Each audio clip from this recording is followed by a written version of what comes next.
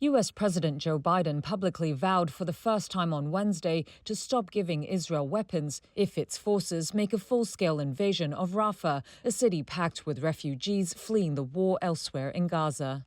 In an interview with CNN, Biden said, quote, "I made it clear that if they go into Rafah, I'm not supplying the weapons." He acknowledged in the interview that American bombs provided to Israel have killed civilians in the 7-month-old offensive in Gaza, which came in response to Hamas's attack on October the 7th.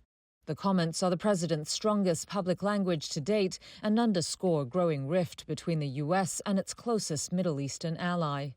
The interview was aired hours after Defense Secretary Lloyd Austin confirmed to the Senate that the U.S. had at least temporarily paused a planned delivery of thousands of heavy bombs, and that Biden made the decision to hold on the weapons over concerns for Rafah.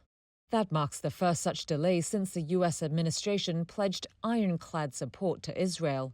You have to protect the people, the civilians in the battle space. Otherwise, you create more terrorists going forward. The United States is by far Israel's biggest supplier of weapons, with Congress last month approving $26 billion in extra funding for the country.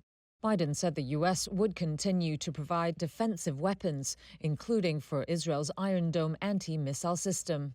But referring to civilian casualties, he added, "It's just wrong. We're not going to supply the weapons and artillery shells." The president is under growing pressure at home over American support for Israel as he runs for re-election this year.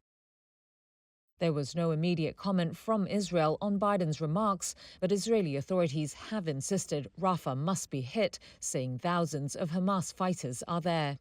Its forces have continued tank and aerial strikes on southern Gaza after moving in on Tuesday via the Rafah border crossing with Egypt, which cut off a vital aid route.